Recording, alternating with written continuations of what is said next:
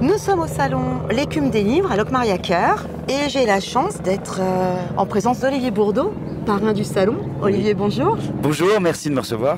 Alors donc vous êtes ici déjà en tant que parrain. Comment ça s'est fait? Pourquoi ça s'est fait? Écoutez, Kathleen Emery, qui est à l'origine de l'organisation de ce salon, avait eu la gentillesse de me suivre il y a 10 ans pour la sortie de Bojangles pour TF1. Et donc elle avait fait 2 reportages sur moi et nous avons sympathisé parce que 32 secondes à l'antenne, c'est 3 heures de prise et donc nous avons passé un peu de temps ensemble et j'ai beaucoup apprécié cette femme et nous sommes restés en contact ces dernières années. Je lui envoie mes livres en avant-première, nous nous appelons parfois pour prendre de nos nouvelles et là elle m'a fait l'honneur de me proposer d'être parrain d'une première édition.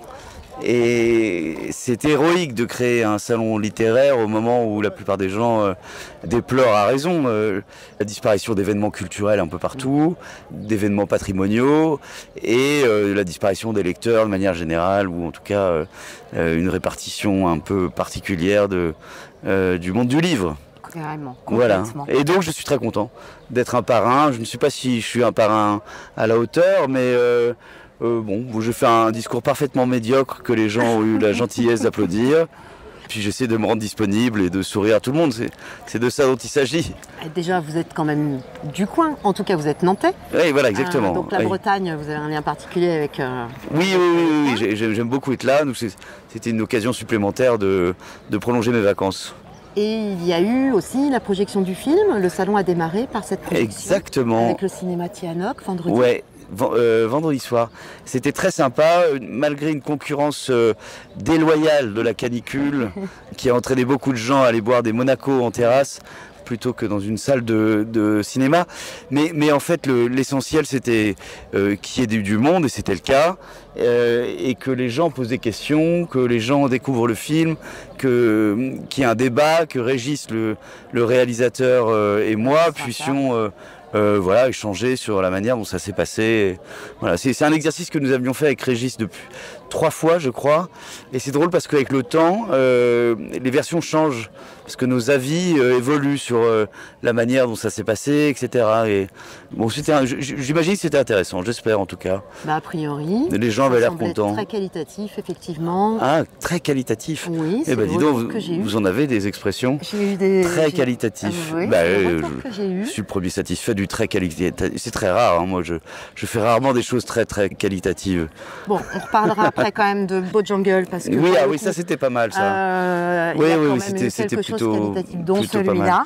Il y a eu aussi un débat. Oui. Comment vit-on après un succès littéraire qui s'est passé hier? Oui. Mais je trouvais qu'il y avait une sacrée résonance avec votre dernier roman Développement personnel. Exactement, qui a été un fiasco absolu.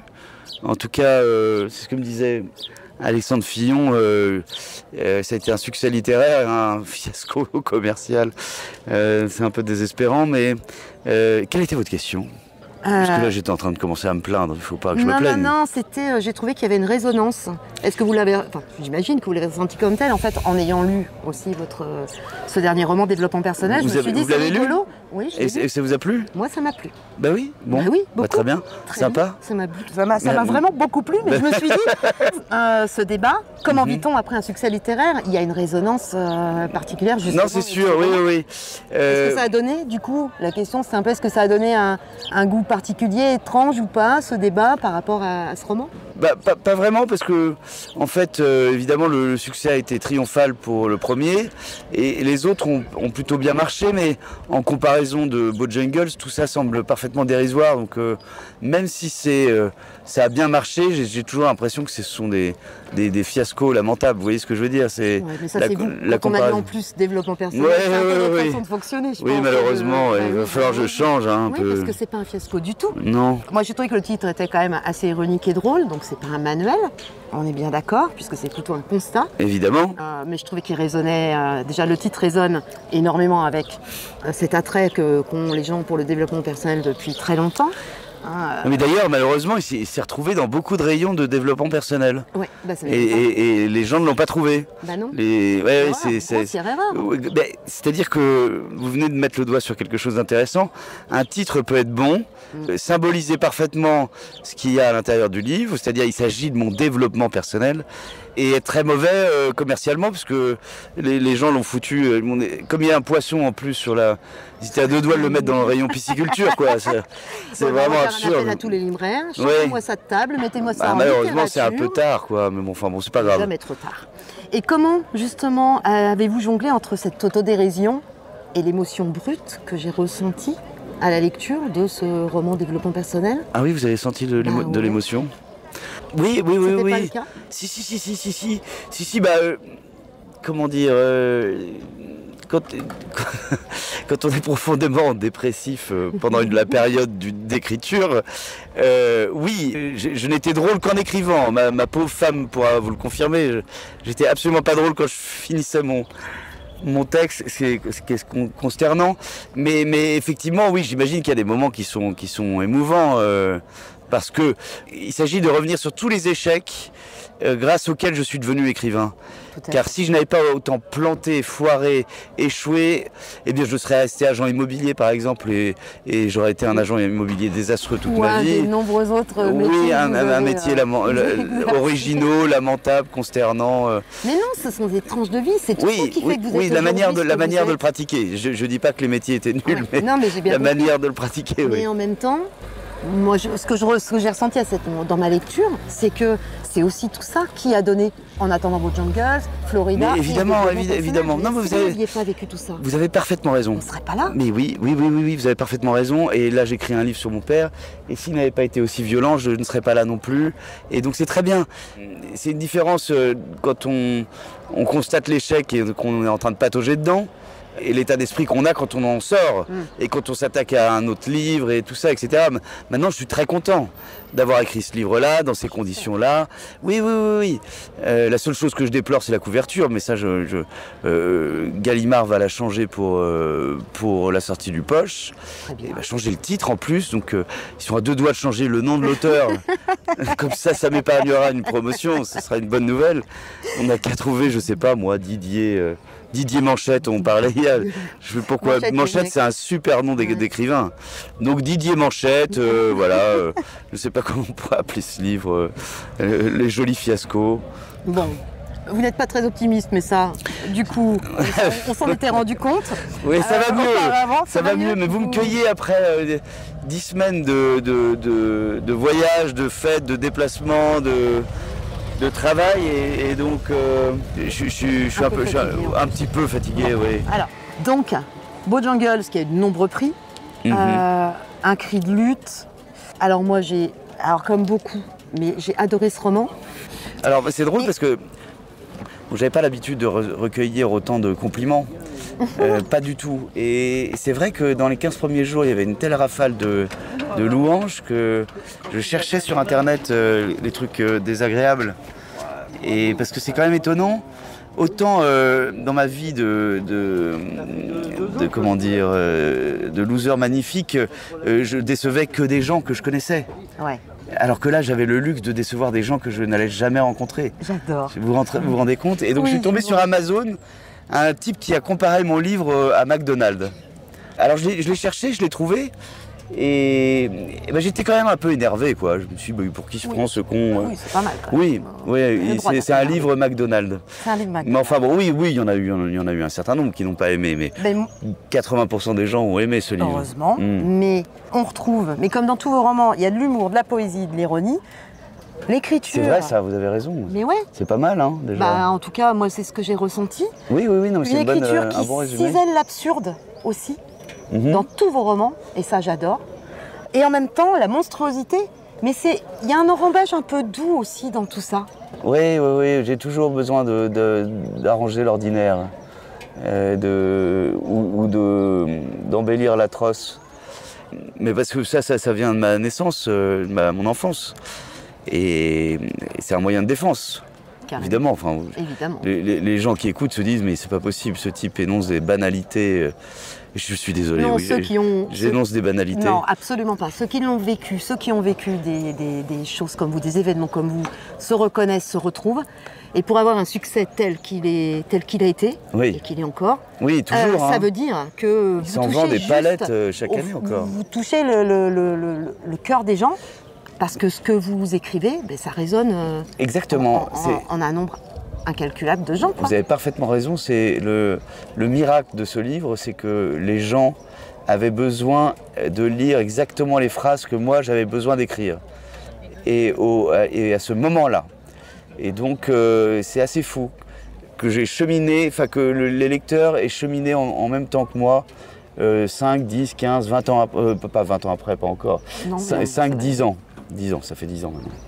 Je suis déjà en train de me vieillir là, 20 ans, c'est n'importe quoi. Mais il va les tenir haut la main les 20 ans, on s'inquiète pas. Les dieux de la littérature vous entendent. Moi j'ai adoré cette association entre le regard enfantin, celui plus mature du père. Ça crée une tension narrative super forte. Et pourquoi vous avez choisi ce double filtre? Un plan quand même, et j'ai trouvé ça intéressant, je pense que ça a joué, vous allez me dire, que vous l'avez écrit d'une manière très rapide chez vos parents, ouais. Ce qui n'est pas anodin. Non. En 7 semaines, c'est bien ça? En 7 semaines, oui. Ouais. C'est-à-dire que j'ai écrit la partie de l'enfant, et ensuite il m'a semblé qu'il y avait un manque, pour moi en tout cas, et donc j'ai eu l'idée des carnets du père, parce que je les avais déjà évoqués. Donc j'ai écrit les deux et ensuite je les ai assemblés plus tard. Mais en tout cas, oui, le texte était compilé, existait en 7 semaines. Ok. Ouais. Florida, l'ironie qui change de camp, des minimis, mais il y a toujours cette voix acérée et vivante, parce que vos romans sont vraiment tellement vivants.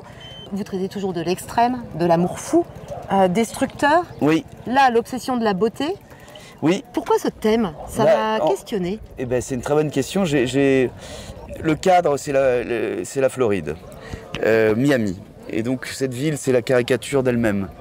On dit les femmes sont en string et courent sur la plage avec les seins refaits. Et quand on arrive à Miami, elles sont là. Les hommes sont bodybuildés et quand on arrive à Miami, ils sont là. Donc c'est une carte postale caricaturale, mais c'est la vérité. C'est une caricature réelle. Et le thème, c'est les minimis, effectivement, et le sujet, c'est la vengeance.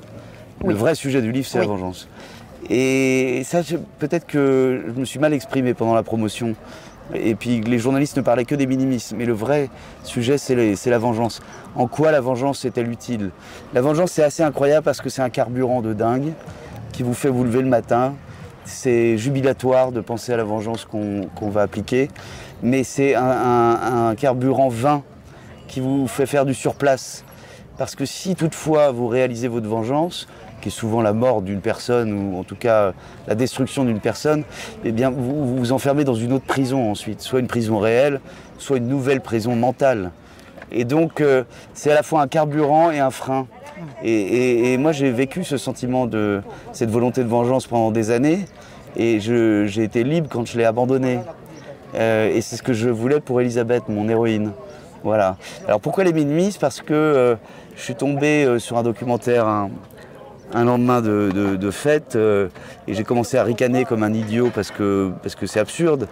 Mais ce sont les mères qui emmènent leurs filles dans ces concours et il y a des mères et des filles qui sont parfaitement complices, très contentes d'être là l'une et l'autre, mais il y en a d'autres où on voit le regard de la mère qui est absolument terrifiant et le regard de la fille qui est terrifiée. Et c'est à ce moment-là, quand j'ai vu dans une sombre ville de Floride une petite fille qui était terrifiée avec le regard tyrannique de sa mère, que je me suis dit, tiens, dans ce regard, j'ai un roman. Okay. Dans cet échange de regards, j'ai un roman. La pression que mettait la mère sur cette petite fille qui n'avait absolument pas envie d'être là. Et qu'est-ce qui vous attire dans ce basculement entre l'extase et le cauchemar psychologique? C'est un peu récurrent dans vos romans. Oui, c'est la première fois que c'est présenté comme ça. C'est comme ça que je l'ai ressenti. Oui, vous avez raison. Je sais pas. Je pense que c'est inné, c'est un réflexe. C'est pas quelque chose de décidé, si vous voulez. Donc là, vous en faites une lecture. Mais moi, c'est quelque chose de naturel. Donc je ne me dis pas, je vais faire ça. C'est votre façon de vous exprimer. Exactement. Merci. Ok. En tout cas, entre l'extase, vous m'avez dit? Entre l'extase et le cauchemar psychologique. Exactement. Bon, bah, merci en tout cas, je vais garder cette formule pour moi. Je vais me l'attribuer d'ailleurs. Attribuez-la vous. Oui, pas de souci. oui. Est-ce qu'il existe un narrateur récurrent qui s'incarne inconsciemment dans chacun de vos romans? Oui, hein, on est systématiquement. Oui, Ouais. bien sûr. Alors, pour Bojangles, c'est bien simple, j'ai écrit le contraire de ce que j'avais vécu. Et ça, je ne m'en suis pas rendu compte tout de suite. Moi, je pensais que c'était... Je me glorifiais d'une fiction absolue, mais si c'est sorti aussi vite, c'est que tout simplement, j'avais une béquille qui était simple, c'est que j'ai écrit le contraire. Et donc, c'est assez simple de se baser sur des sentiments qu'on a connus et de créer l'inverse. On part pas de zéro. Mais je pensais pendant de nombreuses années être parti de zéro. Or là, j'ai écrit sur mon enfance et la violence. Et c'est sidérant parfois de constater à quel point j'ai créé exactement l'inverse, quoi. Voilà, donc pas non plus une grande œuvre d'imagination. Donc là, un roman sur l'enfance. Oui, qui s'appellera L'amour et la violence. Ok. Ouais. On en revient toujours bah oui, au même. Mais oui. c'est chouette. Bah, j'espère, si vous le dites. Mais oui, on attend avec gentil. impatience. Merci beaucoup. Dernière journée au salon Les Plumes des Livres. Oui, Donc, le bilan est formidable, il y avait plein de gens. Ouais. J'incite les gens à la prochaine édition. Kathleen Emery a fait un travail incroyable, les bénévoles aussi, et tous les gens qui gravitent pour faire des interviews, pour aider, faire des salades qui ont été excellentes, eh bien, je les remercie parce que c'est un succès. Eh bien, merci à vous, Olivier Bourdeau. Merci du fond du cœur. Merci beaucoup. Bonne fin de salon à vous. Merci beaucoup. Et à bientôt pour le prochain roman. Avec joie. Merci, au revoir. Merci beaucoup.